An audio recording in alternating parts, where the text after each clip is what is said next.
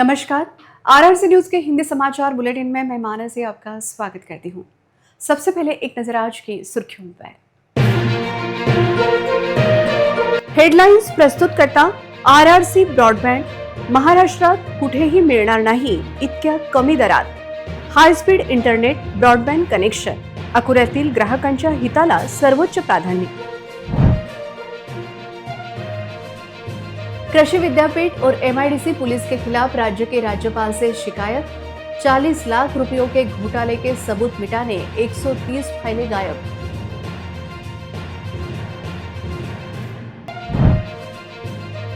पूर्व क्रीड़ा मंत्री तथा जिले के वरिष्ठ नेता गुलाबरावजी गावंडे की हालत स्थिर। गुलाबरावजी गावंडे की ब्रेन सर्जरी सफल, सेहत में सुधार।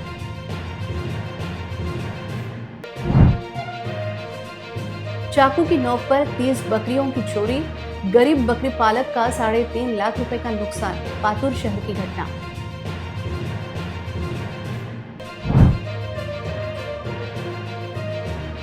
शासकीय मेडिकल कॉलेज के निवासी डॉक्टरों की आज से अनिश्चितकालीन हड़ताल शुरू। कॉलेज के अधिष्ठाता कार्यालय के सामने डॉक्टर का धरना आंदोलन।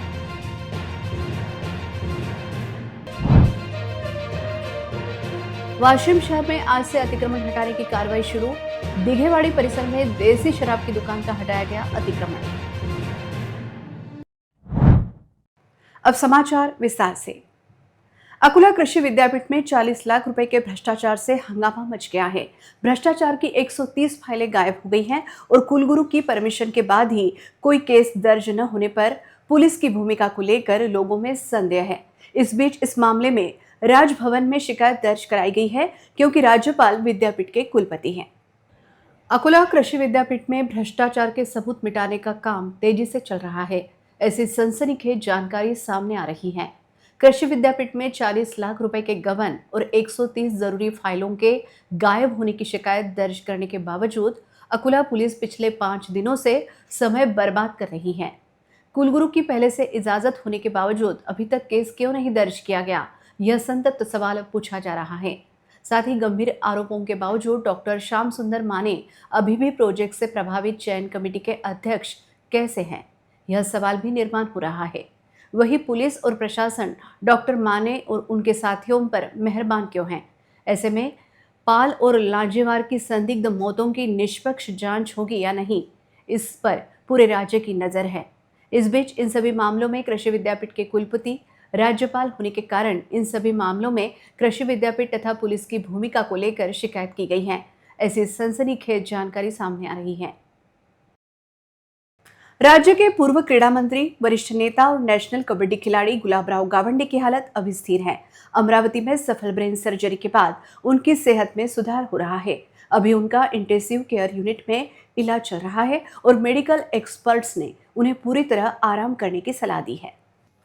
राज्य के पूर्व क्रीड़ा मंत्री, वरिष्ठ नेता और नेशनल कबड्डी खिलाड़ी भाऊ गुलाबराव गावंडे की अचानक तबीयत खराब हो गई थी। जब वह अमरावती में एक शादी के लिए गए थे, उन्हें सांस लेने में दिक्कत होने लगी और तेज सिर दर्द होने लगा। इसलिए उन्हें तुरंत अमरावती के एक मल्टी स्पेशलिटी अस्पताल rainbow institute of medical sciences में भर्ती कराया गया। अस्पताल में अर्जेंट सिटी स्कैन के बाद ब्रेन हेमरेज का पता चला। करीब 3 घंटे चली इस मुश्किल सर्जरी से ब्रेन हेमरेज को कंट्रोल में किया गया। सर्जरी सफल रही और बताया गया है कि गावंडे की हालत में काफी सुधार हो रहा है। गुलाबराव गावंडे राज्य के पूर्व खेल मंत्री और जनता से करीबी रिश्ते रखने वाले एक नेता के तौर पर जाने जाते हैं। नेशनल लेवल के कबड्डी खिलाड़ी के तौर पर उन्होंने खेल के क्षेत्र में भी बहुत बड़ा योगदान दिया है। 74 साल की उम्र में भी वे सामाजिक, धार्मिक, राजनीतिक और अलग अलग सार्वजनिक कार्यक्रम में पूरे जोश के साथ हिस्सा लेते हैं। सर्जरी के दौरान अमरावती में बड़ी संख्या में उनके परिवार, रिश्तेदार, दोस्त और समर्थक मौजूद थे।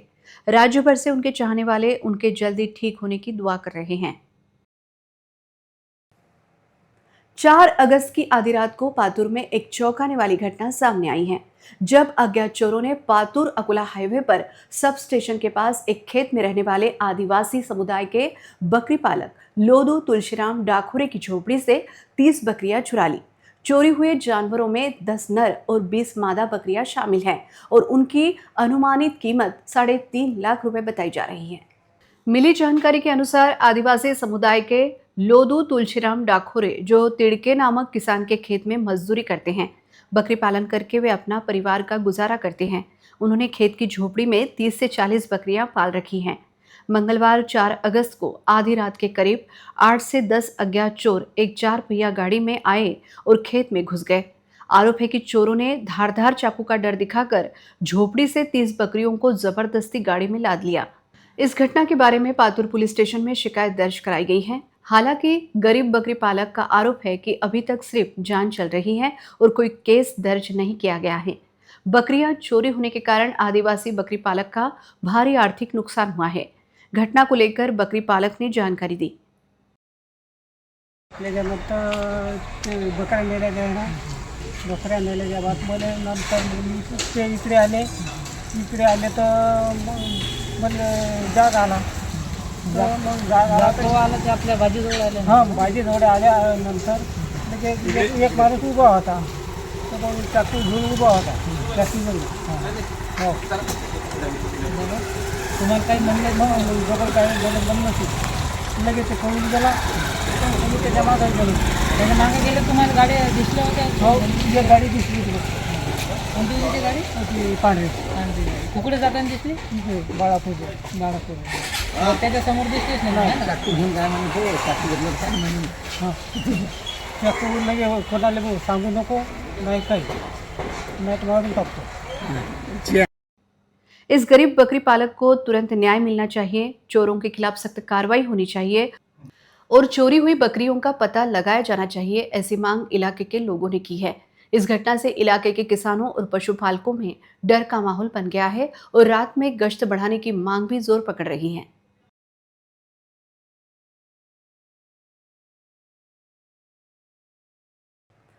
इंडियन मेडिकल एसोसिएशन महाराष्ट्र राज्य के दिशा निर्देश के अनुसार Maharashtra medical council BHMS CCMC धारकों के पंजीकरण के विरोध में राज्य के निवासी डॉक्टरों की आज से अनिश्चितकालीन हड़ताल शुरू हो गई है, जिसके चलते आज सुबह निवासी डॉक्टरों ने सरोपचार अस्पताल के अधिष्ठाता कार्यालय के सामने धरना प्रदर्शन किया। होम्योपैथी हटाओ, मरीजों की जान बचाओ जैसी घोषणाएं देते हुए शासकीय मेडिकल कॉलेज के निवासी डॉक्टर ने आज अधिष्ठाता कार्यालय के सामने धरना आंदोलन किया। विविध मांगों पर राज्य सरकार की सहमति नहीं होने से असंतुष्ट Maharashtra association of resident doctors अर्थात मार्ड ने अनिश्चितकालीन हड़ताल की घोषणा की थी। हड़ताल में अकोला शहर के शासकीय मेडिकल कॉलेज समेत राज्य भर के 32 सरकारी मेडिकल कॉलेजों के निवासी डॉक्टर्स शामिल हुए हैं, जिससे पहले चरण में 5 अगस्त की मध्यरात्रि से 6 अगस्त की मध्यरात्रि तक केवल आपात सेवा व कैजुअलिटी शुरू थी। OPD, वैकल्पिक सर्जरी, नियमित ड्यूटी और शैक्षणिक गतिविधियां पूरी तरह बंद रखी गई थी। 6 अगस्त के बाद से दूसरे चरण में आपात सेवाओं समेत सभी सेवाओं का बहिष्कार किया जाएगा। आज बुधवार सुबह 9 बजे से अधिष्ठाता कार्यालय के सामने धरना प्रदर्शन किया गया, जिसमें बड़ी संख्या में निवासी डॉक्टर उपस्थित थे। जिला महिला अस्पताल के निवासी डॉक्टरों ने भी इस आंदोलन को समर्थन दिया है। इस हड़ताल के कारण सरोपचार अस्पताल के कामकाज लड़खड़ाया था। इस आंदोलन को लेकर निवासी डॉक्टर ने जानकारी दी। आज 5 अगस्त से अपन इंडेफिनेट टाइम के लिए स्ट्राइक रख रहे हैं। ये स्ट्राइक सेंट्रल मार्ट की तरफ से है और अकोला GMC मार्ट की तरफ से है। इसमें अपन कोई भी पैथी के अगेंस्ट में नहीं है या किसी पेशेंट के अगेंस्ट में नहीं है। यहाँ पे जो भी सर्विसेज अभी क्लोज हुए हैं, all routine services and OPD services are closes for indefinite time, और जो भी इमरजेंसी कैजुअलिटी सर्विसेज है वो चलेगा पेशेंट सेफ्टी के लिए। हमारा जो डिमांड्स है वो ऐसा है कि पिछले कुछ दिनों से ऐसा हो रहा है कि CCMP रजिस्ट्रेशन की तरफ से होम्योपैथी डॉक्टर जो BHMS डॉक्टर्स हैं उनको रजिस्ट्रेशन दिया जा रहा है। उसमें ऐसा हो रहा है कि जो भी डॉक्टर BHMS डॉक्टर्स हैं वो एलोपैथी प्रैक्टिस कर सकते हैं, तो वो होना नहीं चाहिए। उसी के लिए हम लोग स्ट्राइक रख रहे हैं यहाँ पे, और ये स्ट्राइक इंडेफिनिट टाइम के लिए है।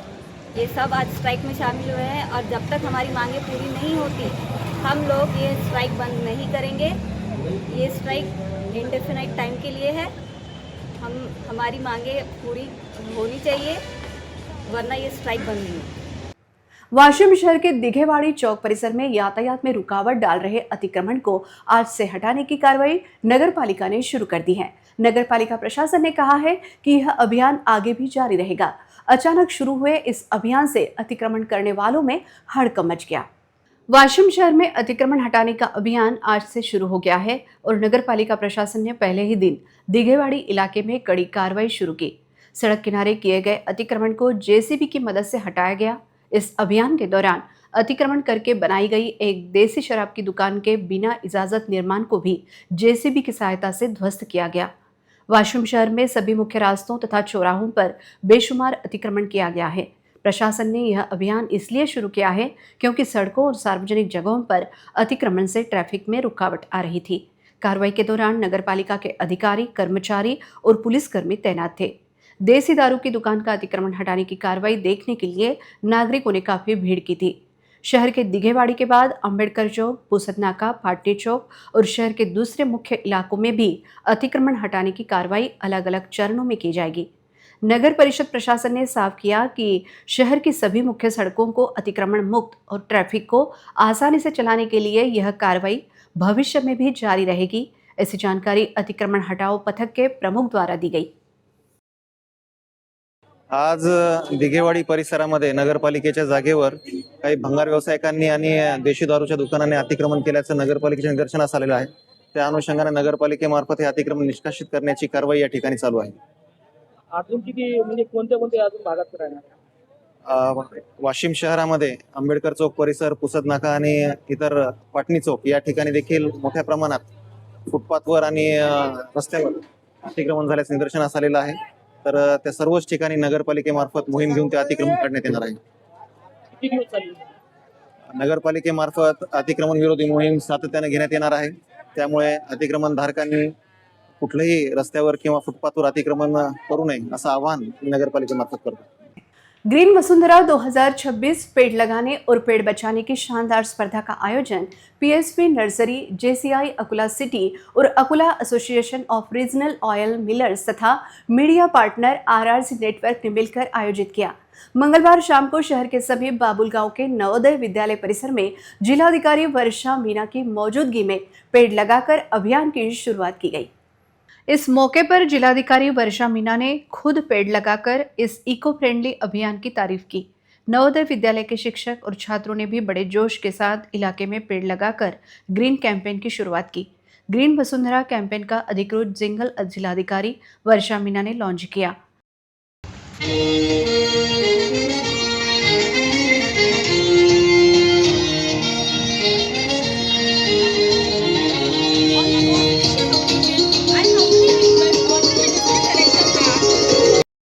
लोगों तक पर्यावरण का संदेश पहुंचाने वाले इस जिंगल ने इस अभियान को एक प्रेरणादायी शुरुआत दी। इस उपक्रम के तहत ग्रीन वसुंधरा की तरफ से हिस्सा लेने वाले छात्रों और स्कूलों और एनसीसी के छात्रों को निःशुल्क पौधे दिए जाएंगे। पेड़ लगाने के साथ साथ लगाए गए पेड़ों की देखभाल और बचाव पर भी खास ध्यान दिया जाएगा। इस कैंपेन का मकसद छात्रों में पर्यावरण बचाने के बारे में जागरूकता पैदा करना और शहर और आसपास के परिसर को हरा भरा बनाना है। इस प्रकल्प की संचालिका डॉक्टर प्रिया वखारिया, संचालक लक्ष्मीकांत डागा, जेसीआई अकुला सिटी और एरोमा एसोसिएशन हैं और ईश्वर गट्टानी, वसुधा हॉस्पिटल और एरोमा एसोसिएशन इस कैंपेन को आर्थिक मदद दे रहे हैं। कार्यक्रम की शुरुआत भवानी शाह ने की, जबकि सेक्रेटरी अभय राठी ने धन्यवाद दिया। अभियान की सफलता के लिए जेसीआई अकुला शहर अध्यक्ष अमोल अग्रवाल, डॉक्टर दीपक वखारिया, डॉक्टर संकेत वखारिया, संजय श्रावगी, नितिन भारुका, आनंद अग्रवाल, संदीप अग्रवाल, गौतम श्रावगी, सुमित बंसल, संकल्प गजघाटे, जयेश लगड़, रेवती ढोरे, ज्ञानेश्वरी बनकर, सीए रजनी कलंत्री, पलक खंडेलवाल, डॉक्टर सुचिता मोहता, सीए पायल गट्टानी, सीए निधि लदनिया, पूजा अग्रवाल, आर्किटेक्ट चंचल राठी, एडवोकेट वर्षा लाहोटी, अपूर्वा पडगिलवार, मेघा राठी, स्मिता डागा, ममता मुंदड़ा, श्वेता लाहोटी, अनोखी झुंझुनवाला, सीए कोमल मालानी, विशाखा धूत, मोनिका राठी, सीए पंकज लदनिया, समीर शाह, पूर्व उपमहापौर निखिलेश दिवेकर, पल्लवी दिवेकर, मोहम्मद जुबैर, मोहम्मद तारिक के साथ JCI Akola city, PSV nursery और अरोमा एसोसिएशन के पदाधिकारी और सभी स्वयंसेवक कड़ी मेहनत कर रहे हैं। का शुभारंभ हो रहा है। हमें बहुत गर्व और खुशी है कि इस ग्रीन जर्नी की शुरुआत हमारे रेस्पेक्टेड डिस्ट्रिक्ट कलेक्टर मैम के शुभ हस्तों से होने जा रही है। ना हो बल्कि अकोला के ग्रीन, हेल्दी और सस्टेनेबल फ्यूचर की मजबूत फाउंडेशन बने। I now request JCI member CA Nidhi Ladanya to welcome the Honorable District Collector.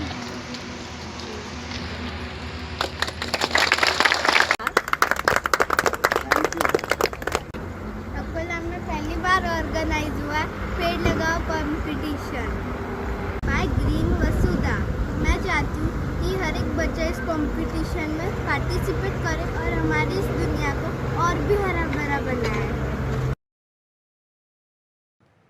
Akola शहर में 15 अगस्त को स्वतंत्रता दिवस से ई बस सर्विस शुरू की जाएगी, ऐसा आश्वासन महापालिका के पदाधिकारियों ने दिया था। लेकिन तकनीकी कार्यों के कारण एक बार फिर से बस सेवा का मुहूर्त टल गया है और अब यह सर्विस महापालिका के स्थापना दिवस 1 अक्टूबर से शुरू की जाएगी, ऐसी जानकारी समिति सभापति विजय अग्रवाल ने दी। अकोला शहर के लोगों को बहुत कम दरों पर एयर कंडीशन, सुरक्षित और आधुनिक सार्वजनिक यातायात की सुविधा देने के लिए केंद्र सरकार की प्रधानमंत्री ई बस सेवा योजना के तहत शुरू होने वाली ई बस सर्विस को अभी कुछ और दिन इंतजार करना होगा। प्रधानमंत्री ई बस सेवा योजना के तहत अकोला महापालिका परिसर में कुल 42 मॉडर्न ई बसें 15 अगस्त से शुरू की जाएंगी, ऐसा आश्वासन महापालिका के पदाधिकारी तथा प्रशासन द्वारा दिया गया था। लेकिन दिए गए आश्वासन को लेकर आज महापालिका के पदाधिकारियों को यू टर्न लेना पड़ा। टेक्निकल काम की वजह से ई बस सेवा शुरू करने में देरी हुई है। सर्विस को पहले 15 अगस्त से शुरू करने का नियोजन था। हालांकि बसों को संचालित करने के लिए आवश्यक प्रशासकीय इमारत, बस वर्कशॉप, बस चार्जिंग की सुविधा, डिपो परिसर, इलेक्ट्रिक सबस्टेशन आदि से जुड़े कुछ जरूरी काम जो बस चलाने के लिए जरूरी थे, वह अभी तक पूरे नहीं हुए हैं। ये सभी काम आखिरी स्टेज में हैं और सितंबर के आखिरी तक पूरे होने की उम्मीद है। यह देखते हुए शहर में बस सेवा महानगर पालिका की स्थापना दिन अर्थात 1 अक्टूबर से शुरू करने का नियोजन है, ऐसी जानकारी स्थायी समिति सभापति विजय अग्रवाल ने दी। सिटी बस इसलिए आगे बढ़ी है कि उनका जो चार्जिंग सेंटर था उसका काम अभी बाकी है, कई टेक्निकल प्रॉब्लम हैं, कंडक्टर की नियुक्तियाँ बाकी है। ये सारे प्रोसेस करने के लिए जो ST department, city bus department है, उन लोगों ने लेट करा है, इसीलिए लेट हो गया है। 1 अक्टूबर से चालू हो जाएगी। शहर के एक थोक टाइल्स के व्यापारी व एक प्रतिष्ठित महिला डॉक्टर के साथ साइबर ठगों ने मोटी रकम का झांसा देकर उन्हें ठगने की घटना सामने आई थी। इस मामले में अकोला साइबर पुलिस स्टेशन की टीम ने गोवा से अंतर्राज्यीय ठगों के 2 गिरोहों को दबोच लिया है। शहर के एक टाइल्स के थोक व्यापारी को एक अज्ञात ने एजेंट बनाकर बाजार से कम कीमत पर टाइल्स उपलब्ध कराने का लालच देकर कल 4,19,000 से ठगा था। जबकि दूसरे मामले में शहर की एक प्रतिष्ठित महिला डॉक्टर को एक अज्ञात व्यक्ति ने सोशल मीडिया पर अल्गो ट्रेंडिंग में निवेश का लालच दिया और अधिक रिटर्न का झांसा देकर शुरुआत में 25 लाख रुपए निवेश करवाए। अधिक मुनाफे का लालच देकर शिकायतकर्ता से कुल 45,66,750 रुपए की वित्तीय धोखाधड़ी की गई थी। खदान पुलिस थाने में इस धोखाधड़ी की शिकायत की गई थी। मामलों की गंभीरता को देखते हुए जिला पुलिस अधीक्षक के मार्गदर्शन में जांच शुरू की गई थी। इस मामले में पुलिस ने आधुनिक तकनीक का उपयोग करके तकनीकी डेटा के आधार पर आरोपियों का सुराग लगाया। पुलिस ने इस मामले में गोवा से अंतर्राज्यीय ठगों के 2 गिरोहों को दबोच लिया। गिरफ्तार आरोपियों में यशपाल वासुदेव निमावत, सोनू तंवर, कुमार यादव, देवेंद्र सुरेश चंद्र शर्मा, अंकुर सुरेश चावड़ा व हबीबुर रहमान बखरुद्दीन का समावेश है। स्थानीय पुलिस की मदद से दोनों मामलों के कुल 5 आरोपियों को गिरफ्तार करने में साइबर पुलिस स्टेशन की टीम को सफलता मिली। कोर्ट में इन सभी आरोपियों को 2 दिनों तक पुलिस कस्टडी में रखने के आदेश दिए हैं। इन दोनों ही मामलों में पुलिस ने 2.5 लाख रुपए नगद तथा 6.27 लाख की संगणकीय सामग्री जब्त की है। स्वागत है। 2 साल पहले संभाजीनगर से वाशिम आ रही एसटी बस में कंडक्टर राजू वानी को एक महिला यात्री के 24,000 रुपए मिले थे। तब कंडक्टर ने मिले पैसे डिपो मैनेजर के पास जमा कर दिए थे। इत्तेफाक से 2 साल बाद वही वृद्ध महिला यात्री राजू वानी को उनकी एसटी बस में सफर करती दिखाई दी। इसी बीच टिकट लेते समय कंडक्टर राजू वानी ने आधार कार्ड से यात्री महिला की पहचान कर उसके 24,000 रुपए लौटा दिए। कंडक्टर राजू वानी की इस ईमानदारी की हर जगह तारीफ हो रही है। 2 साल पहले संभाजीनगर से वाशिम आ रही एसटी बस से सभी यात्रियों के उतरने के बाद कंडक्टर राजू वानी को एक थैला मिला, जिसमें 24,000 रुपए नकद और एक नोट था, जिस पर कासाबाई गायकवाड़ का नाम लिखा था। कंडक्टर राजू वानी ने पैसों से भरा थैला डिपो मैनेजर को सौंप दिया था। कंडक्टर राजू वानी यही नहीं रुके, वे हमेशा महिला यात्री कासाबाई गायकवाड़ को ढूंढते रहे। आखिरकार 2 साल बाद इत्तेफाक से कासाबाई गायकवाड़ उसी बस में सफर कर रही थी जिसमें राजू वानी कंडक्टर थे। इसी बीच टिकट बनवाते समय राजू वानी ने आधार कार्ड पर नाम चेक किया और उन्होंने इस वृद्ध महिला को पहचान लिया। महिला की पहचान पक्की होने के बाद उन्होंने वाशिम डिपो में जमा किए गए 24,000 ठीक 2 साल बाद इस वृद्ध महिला कासाबाई गायकवाड़ को लौटा दिए। कंडक्टर राजू वानी की इस ईमानदारी से बूढ़ी दादी के आंखों से खुशी के आंसू छलक आए। एसटी बस कंडक्टर राजू वानी को उनकी ईमानदारी और वृद्ध महिला यात्री के खोए हुए पैसे लौटाने की कोशिशों के लिए डिपो व्यवस्थापन ने उन्हें सम्मानित किया। कंडक्टर राजू की ईमानदारी की अब हर जगह तारीफ हो रही है। महिलाओं से छेड़छाड़ तथा अत्याचार की घटनाएं बढ़ रही हैं। ऐसी घटनाओं पर अंकुश रखने के लिए तथा महिलाओं को स्वास्थ्य संरक्षण के लिए निर्भर बनाने हेतु अमरावती जिला पुलिस अधीक्षक के आदेशानुसार स्कूली छात्राओं के लिए 3 दिवसीय कराटे प्रशिक्षण शिविर का आयोजन किया गया है। अमरावती शहर के पुलिस कवायद मैदान पर स्कूली छात्राओं के लिए 3 दिवसीय कराटे प्रशिक्षण शिविर का आयोजन किया गया। इन दिनों शहर में स्कूली छात्राओं तथा महिलाओं के साथ छेड़खानी तथा अत्याचार की अप्रिय घटनाएं हो रही है।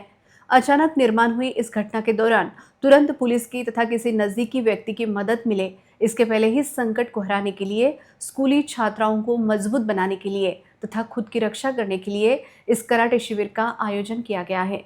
अमरावती के जिला पुलिस अधीक्षक के आदेश पर इस 3 दिवसीय कराटे शिविर का आयोजन किया गया है। शहर की विविध स्कूलों के 610 से ज़्यादा छात्राएं तथा शिक्षिकाओं को स्व संरक्षण का प्रशिक्षण दिया गया। पुलिस की इस पहल की शहर में सभी प्रशंसा कर रहे हैं। अमरावती शहर के मातोश्री रमाबाई अंबेडकर विद्यालय में कार्यरत शिक्षक पवन सुरजसे का तबादला रद्द किया जाए, इस मांग को लेकर शाला के छात्रों ने श्री दादा साहेब गवई चैरिटेबल ट्रस्ट अमरावती पर मोर्चा निकाला। मोर्चा में बड़ी संख्या में छात्र शामिल थे। पहले ही स्कूलों में अच्छे शिक्षकों की कमी है। जो शिक्षक छात्रों से अच्छी तरह पढ़ाई करवा लेते हैं, उन शिक्षकों का अचानक तबादला किया जाता है। अच्छे शिक्षकों का तबादला होने से छात्रों का बड़ा नुकसान होता है। अमरावती शहर के मातोश्री रमाबाई अंबेडकर विद्यालय में कार्यरत शिक्षक पवन सुरजसे का अचानक तबादला किया गया था। शिक्षक का तबादला होने से छात्रों का शैक्षणिक नुकसान हो रहा था। शाला के छात्र तथा अभिभावकों ने शिक्षक का तबादला रोकने की मांग शाला व्यवस्थापन से की थी। तब 5 अगस्त तक किया जाएगा ऐसा आश्वासन दिया गया था, लेकिन तबादला रद्द होने के कारण स्कूली छात्राओं तथा उनके अभिभावकों ने श्री दादा साहेब गवई चैरिटेबल ट्रस्ट अमरावती पर मोर्चा निकालकर शिक्षक का तबादला रद्द करने की मांग की। इस मोर्चे में बड़ी संख्या में छात्र शामिल थे।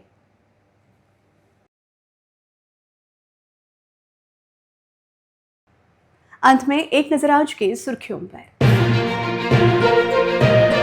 हेडलाईन्स प्रस्तुत करता आरआरसी ब्रॉडबँड, महाराष्ट्रात कुठेही मिळणार नाही इतक्या कमी दरात high speed internet broadband connection, अकोल्यातील ग्राहकांच्या हिताला सर्वोच्च प्राधान्य।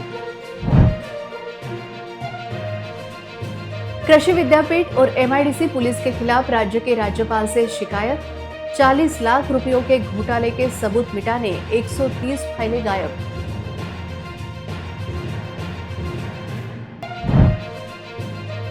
पूर्व क्रीड़ा मंत्री तथा जिले के वरिष्ठ नेता गुलाबरावजी गावंडे की हालत स्थिर। गुलाबरावजी गावंडे की ब्रेन सर्जरी सफल, सेहत में सुधार।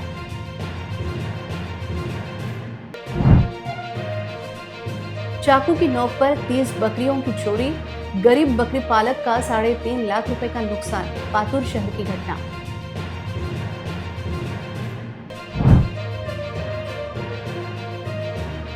शासकीय मेडिकल कॉलेज के निवासी डॉक्टरों की आज से अनिश्चितकालीन हड़ताल शुरू।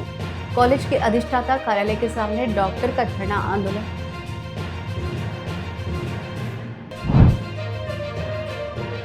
वाशिम शहर में आज से अतिक्रमण हटाने की कार्रवाई शुरू। दिघेवाड़ी परिसर में देसी शराब की दुकान का हटाया गया अतिक्रमण। समाचार के लिए देखते रहिए आरआरसी न्यूज। जिन दर्शकों ने अभी तक आरआरसी का यूट्यूब चैनल सब्सक्राइब नहीं किया, उन्होंने वह सब्सक्राइब करना चाहिए। फिर मिलते हैं शहर की ताजा जानकारी और महत्वपूर्ण घटनाओं के साथ। नमस्कार।